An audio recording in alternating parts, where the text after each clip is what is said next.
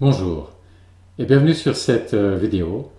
Avant d'entrer dans le vif du sujet, je ne résiste pas à l'envie de vous montrer encore une chose sur les triangles. À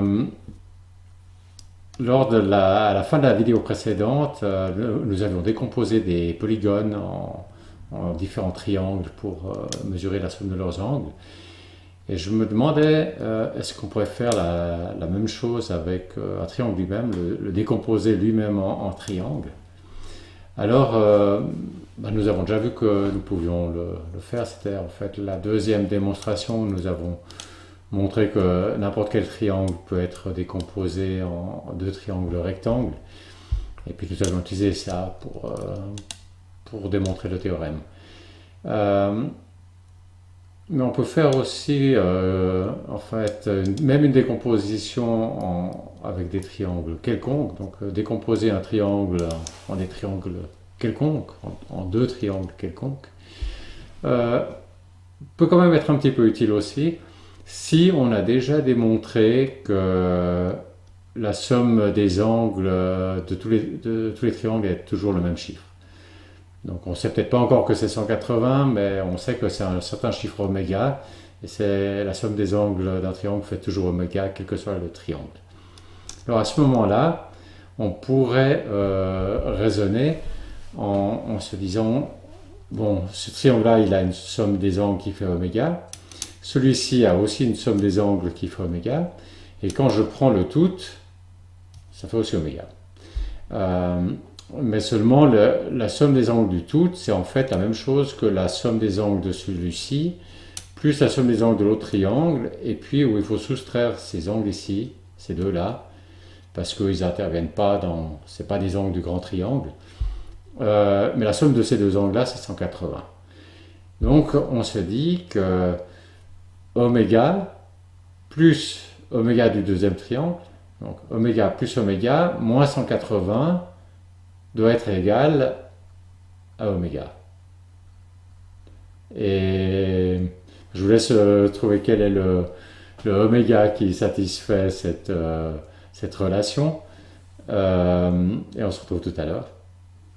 Donc oui, évidemment, ce oméga c'est 180, puisque si on fait 180 plus 180, ça fait 360, moins les 180, ça refait 180 pour le tout. Ok, mais là je m'égare un petit peu parce que au fond l'objectif de cette vidéo, elle n'était pas de donner une cinquième démonstration, ni même la partie d'une cinquième démonstration de ce théorème selon lequel la somme des angles d'un triangle fait 180 degrés, mais c'était au contraire de démontrer que cette formule est fausse. Et voilà ce qui va nous montrer pourquoi il y a un problème. Là, j'ai mis un élastique à l'équateur, vous le voyez ici, pour que vous voyez bien l'équateur sur ce globe terrestre. Et ce qu'on remarque, c'est que si je pars du pôle ici, sur un méridien que je tombe sur l'équateur, à l'intersection, là vous pouvez voir, je l'approche de vous, j'essaie de le mettre en face comme ça, vous voyez qu'il y a ici, là, un angle de 90 degrés. Bon, ils sont partout c'est de 90 degrés, notamment ici, entre le méridien et l'équateur. Et puis maintenant, si je tourne la Terre un peu, c'est aussi toujours 90 degrés. Donc ça veut dire que un méridien croise toujours l'équateur avec un angle de 90 degrés. Alors là, je vais tirer un deuxième méridien, je mets un deuxième élastique pour tirer un deuxième méridien, voilà. Et puis maintenant, je fais un triangle, voilà, ce triangle-là par exemple. Et vous voyez qu'il y a donc 90 degrés comme on a dit avant ici, il y a 90 degrés ici, donc les deux angles, cet angle ici et cet angle-là, ils font déjà 180 degrés. Puis en plus il y a celui-ci, donc celui qui est, je vous laisse le voir là, celui qui est vers le pôle. Donc ça veut dire que la somme des angles fait en tout plus que 180 degrés. Euh, et puis c'est même pire que ça, dans le sens que à la limite, si ça faisait simplement, je sais pas, 203, toujours le même chiffre, mais un chiffre différent de 180, ce serait une chose. Mais là, c'est encore pire parce que, vous voyez, si je bouge ici, là, j'ai donc 90 et 90, 180 plus quelque chose ici, plus un petit angle là. Et maintenant, si j'agrandis un peu mon triangle comme ça, j'ai toujours 90 et 90, et puis l'angle en plus, il est devenu plus grand. Donc ça veut dire que tous les triangles n'ont pas la somme des angles, la même valeur pour la somme des angles. Donc non seulement ça fait pas 180, mais c'est pas la même chose quel que soit le triangle. Donc là c'est très contraire à ce qu'on avait trouvé jusqu'à maintenant. Et si vous imaginez que je fais un triangle maintenant ici, donc je suis là en Europe, dans une toute petite zone qui est qu'on va considérer comme plate sur cette sphère. Donc là, si je fais un petit triangle, il y aura une somme des angles qui fait 180 degrés. Si je commence à agrandir, il semble qu'à un moment donné, enfin ça s'écarte gentiment de 180 degrés, puis à un moment donné, ça devient perceptible que c'est vraiment plus 180 degrés. Donc tout le raisonnement que j'avais fait dans une première vidéo en raisonnant sur des triangles qui devenaient plus grands mais qui gardaient toujours les mêmes angles, et j'en déduisais donc à partir de deux angles je pouvais trouver le troisième. Ici, vous voyez, c'est plus possible. Ce raisonnement par augmentation de taille n'est plus valable. Et puis, vous voyez bien que deux angles ne déterminent plus le troisième, puisque ici, par exemple, j'ai 90 et là, j'ai aussi 90. Et puis, j'ai un certain angle ici. Mais si je bouge un peu, comme je l'ai fait tout à l'heure, je peux tout à fait avoir ici un tout autre angle. Donc, ces deux angles ici ne me déterminent pas le troisième angle. Alors ça ne veut pas dire qu'il n'y a aucune formule possible, mais ça veut dire que cette formule fera intervenir pas seulement les angles, mais quelque chose d'autre en plus. Et la question c'est de savoir qu'est-ce qu'il faut faire intervenir en plus. Et ce que nous avons vu tout à l'heure là, ça peut éventuellement aussi vous aider pour répondre à cette question. Je vous laisse réfléchir. Qu'est-ce qu'il faut rajouter en plus des angles pour trouver la formule qui est valable sur une sphère? Alors à tout à l'heure. Alors, ici, dans ce triangle, nous avons trouvé tout à l'heure que 180 plus 180, ça faisait 360, moins les 180 qu'il faut enlever ici, ça faisait 180 et ça redonnait bien la somme des angles de ce grand rectangle ici. Mais on pourrait imaginer, alors là ça va être la même chose aussi, ça va être aussi vrai sur une sphère, sauf que apparemment c'est pas 180, c'est plus grand que 180, donc c'est 180 plus un machin. Donc ça voudrait dire qu'il faudrait que 180 plus le machin de ce premier rectangle, plus 180 plus le machin de ce deuxième rectangle, ça donne 180 plus le machin du grand rectangle d'ici. Donc si on en soustrait encore, à condition de soustraire encore ces 180 ici. Donc on voit que les 180 tout seuls, ils vont jouer comme avant, mais ce qui reste, c'est les machins, donc l'écart aux 180 degrés, et on arrive à la conclusion que ce machin, il doit être tel que, je vous laisse, finir la phrase là, et on se retrouve tout de suite. Oui, il doit être tel que le machin du premier triangle plus le machin du deuxième triangle, ce soit égal au machin du, du grand triangle ici. Et ben, je vous laisse deviner qu'est-ce que ça pourrait bien être ce machin. Alors à tout à l'heure. Eh bien oui, la première idée qui vient à l'esprit de quelque chose, là je l'ai appelé machin parce que je ne savais pas ce que c'était. Quand j'additionne le machin de celui-là et le machin de celui-là, ça devrait me donner le machin. Hop, c'est du grand triangle. Ben, un machin qui est un bon candidat, ce serait simplement la surface, hein, puisque la surface de celui-ci plus la surface de celui-là, ça fait bien la surface du grand triangle. Donc là, je suis en train d'arriver à l'idée que la formule, qu'il y aurait peut-être bien une formule qui fonctionne encore sur une sphère, mais que ce ne serait pas que la somme des angles fait 180, mais que ça serait 180 plus la surface du triangle. Alors je suis sûr que vous avez une objection par rapport à cette formule, et je vous laisse un instant pour la formuler. Eh bien oui, le 180 plus la surface du triangle, ça va pas très bien à cause de l'analyse dimensionnelle, puisque 180 c'est des degrés. Vous vous souvenez de cette vidéo où nous avions fait de l'analyse dimensionnelle. 180 c'est des degrés et la surface du triangle ça va être des mètres carrés ou ce que vous voulez, une unité de surface, et vous ne pouvez pas additionner des degrés et des surfaces. Donc on a un problème là, et je vous laisse réfléchir comment le résoudre.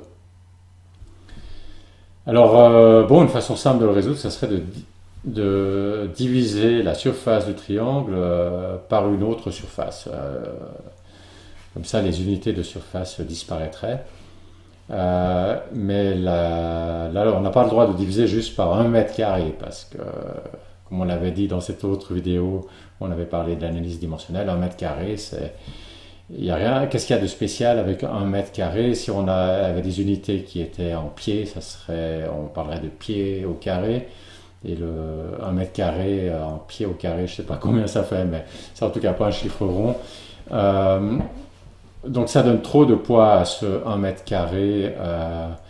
Donc il ne faut pas diviser par 1 mètre carré. Il faut diviser par une surface. Par une surface, mais une surface qui est là dans le problème, qui a un certain sens. Donc je vous laisse réfléchir, qu'est-ce qu'il y a comme haute surface dans ce problème qu'on pourrait utiliser pour diviser. Donc notre surface de triangle, on veut la diviser par une surface. Qu'est-ce qu'il y aurait comme surface dans ce problème qui pourrait servir pour cette division? Alors je vous laisse réfléchir. Et à tout à l'heure. Eh bien oui, il y a une surface qui est tout à fait naturelle, c'est la surface de la sphère. Donc on pourrait diviser la surface du triangle par la surface de la sphère. Comme ça les unités, les mètres carrés s'élimineraient et on aurait un terme sans unité. Et ça serait en plus, donc ça veut dire qu'on est en train de prendre comme formule 180 plus la surface du triangle divisé par la surface de la sphère. Et ça a l'avantage aussi que quand le triangle est très petit, il a donc une surface aussi très petite par rapport à la surface de la terrestre. Si on parle d'un triangle sur la Terre. Et ça veut dire que le terme surface du triangle sur surface de la sphère deviendra très très très petit. Et ça c'est justement le terme qui se rajoute à 180, donc ça veut dire que la somme des angles d'un triangle, ça serait 180 plus un terme très très très très très petit, qu'on peut oublier, qu'on peut négliger si la surface de ce triangle est vraiment petite, qu'il a une surface vraiment petite par rapport à la surface de la sphère de la Terre. Donc on gagne à du même coup le fait que notre formule, à la limite, lorsqu'il concerne des petits triangles, à la limite ça redonne la formule qu'on avait qu'on avait dans les vidéos précédentes, à savoir que la somme des angles fait 180 degrés. Donc ça serait, cette formule, elle serait, j'ai dit tout à l'heure qu'elle était fausse, en fait, ce serait un cas limite elle serait valable dans un cas limite quand la surface du triangle est petite. Voilà, donc 180 plus la surface du triangle divisée par la surface de la Terre, ben on va peut-être juste contrôler ça sur un exemple. Alors, je vais prendre un exemple simple, je ne vais pas me compliquer la vie. Donc, je vais prendre ici une tranche. Je vais mettre là, ici à peu près le méridien, là, comme ça. Et puis, je vais le diviser en un quart. Donc, vous voyez, au pôle nord, là, je mets vraiment un angle voilà, de 90 degrés, là, comme ça, au pôle nord, où j'ai divisé là en 4. J'ai donc 90 degrés ici. Et puis, bon, il y avait ici et ici, on sait déjà qu'il y a 90 degrés. Donc, on voit que dans ce cas-là, ce qu'il faut rajouter à ces 180 degrés, le machin, si on veut, qu'il faut rajouter à 180 degrés, l'erreur par rapport à la formule qu'on avait dans l'écart par rapport à la formule qu'on avait dans les vidéos précédentes, c'est ces 90 qui sont ici. Donc machin est égal à 90. Et puis maintenant, si on essaie de calculer avec notre formule, ben, on avait dit, je prends la surface du triangle divisé par la surface de la sphère. Alors ici, on voit c'est un quart. J'ai divisé en quart l'hémisphère nord, mais l'hémisphère nord, c'est la moitié de la sphère totale. Donc ici, cette surface ici, c'est un huitième. C'est un huitième de la surface de la sphère. Donc on a un petit problème ici, puisque on était censé trouver que 90 égale la surface du triangle divisé par la surface de la sphère, et puis 90 c'est pas égal à un huitième, donc là on a une petite erreur, et je vous laisse trouver d'où ça vient. Eh bien oui,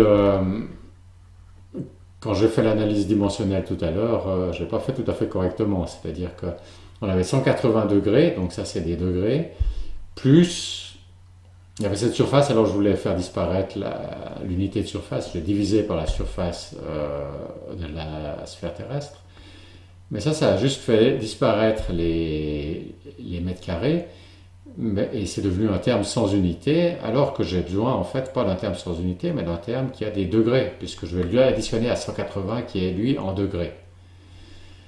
Donc il faut multiplier la surface, c'est ce terme surface du triangle divisé par surface de la sphère, il faut encore le multiplier par quelque chose qui est en degrés. Et puis, si on reprend notre exemple de tout à l'heure, on va avoir une petite indication du chiffre, puisque on sait qu'on avait 90 degrés en divisant comme ça en un quart l'hémisphère nord. On avait 90 degrés comme machin, comme terme à ajouter aux 180 degrés. Et puis de l'autre côté, avec la formule, c'est censé être un certain nombre de degrés fois le rapport des surfaces, mais le rapport des surfaces, c'est un huitième. Donc 90 degrés égale quelque chose divisé par 8. Ce quelque chose, c'est 720. Donc ça nous fait arriver maintenant à la formule. La somme des angles d'un triangle sur cette sphère est égale à 180 plus 720 fois la surface du triangle divisée par la surface de la sphère. Voilà, donc ça a l'air d'être un candidat. En tout cas, ça marche pour le quart de tour. Peut-être qu'il faudrait vérifier si je prenais plus petit, si je prenais la moitié du quart de tour, j'aurais plus le nombre de degrés ici, mais 45.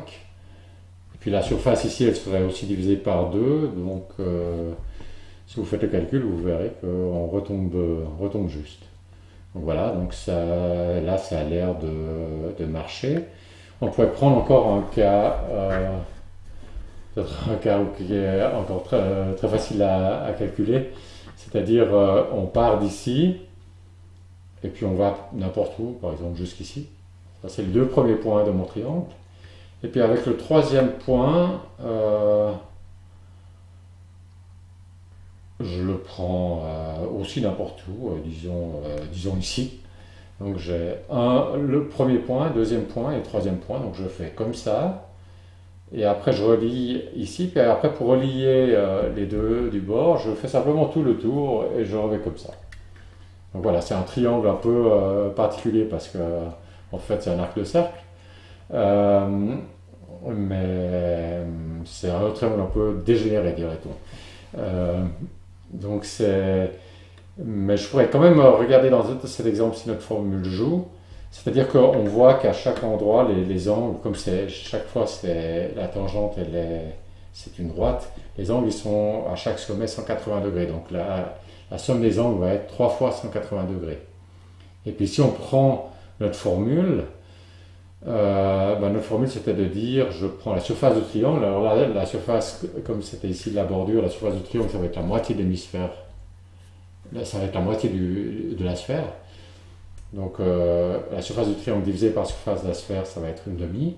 On va multiplier ça par 720, donc ça fait 360. Euh, Auquel il faut, ça c'était le machin, ce 360 c'est le machin auquel il faut rajouter les 180 qui datent des vidéos d'avant, qui étaient aussi valables sur un plan. Donc ça fait 180 plus 360. Donc la formule donne 180 plus 360. Et puis si on regarde les angles, on voit que c'est 3 fois 180. Donc c'est bien la même chose. Ça a l'air de fonctionner. Bon, maintenant, c'est pas encore sûr. On a juste regardé des exemples sur des cas qui sont quand même un petit peu particuliers. Puis à la limite, il se pourrait que cette formule marche pour ces exemples-là, mais pas pour d'autres. Je ne vais pas essayer de faire la démonstration générale de cette formule. On va juste s'arrêter là, mais disons, ce qu'on voit, c'est que en utilisant certains petits trucs qu'on avait déjà d'avant, comme ceci, aussi l'analyse dimensionnelle, finalement, on est arrivé à deviner, pas à démontrer, mais à deviner une formule pour la somme des angles d'un triangle sur une sphère qui serait 180 plus 720 et ça multiplié par le ratio entre la surface du triangle et puis la surface de la sphère. Nous avons démontré que la somme des angles d'un triangle ne fait pas toujours 180 degrés. Mais je pourrais répondre que dans les vidéos précédentes, où j'ai démontré justement de 4 façons différentes que la somme des angles fait 180 degrés, j'avais implicitement supposé qu'on était sur un espace plat, comme un bon triangle plat comme celui-ci, et pas un espace courbe comme celui-là. Alors effectivement, la formule, la somme des angles fait 180 degrés est parfaitement correcte dans un espace plat. Mais ça, j'aurais dû le dire. À aucun moment dans mes vidéos précédentes, j'ai dit je fais l'hypothèse que l'espace est plat. Donc, quelque part, j'aurais dû énoncer quelles sont exactement les hypothèses que je faisais pour obtenir mon théorème. Là, souvent, je dis, par exemple, voilà, il y a ici un certain angle, et puis si je déplace, c'est toujours le même angle. Donc j'aurais dû dire explicitement chaque fois quelles étaient les hypothèses utilisées. Et ça, c'est ce qu'on appelle l'approche axiomatique, c'est-à-dire c'est l'idée que en mathématiques, un théorème est vrai que sous certaines hypothèses, et qu'il faut présenter de façon explicite ces hypothèses. Et ce qu'a fait Euclide, donc dans l'Antiquité, un grec de l'Antiquité, ce qu'il a fait pour la géométrie. Donc il a regardé toutes ces démonstrations, il a essayé de repérer des points de départ, souvent des points évidents, ou qui semblent évidents, et, mais qui sont utilisés pour démontrer ces différents théorèmes géométriques. Et puis il a fait une sorte de liste de ces théorèmes et de ces hypothèses, de ces axiomes.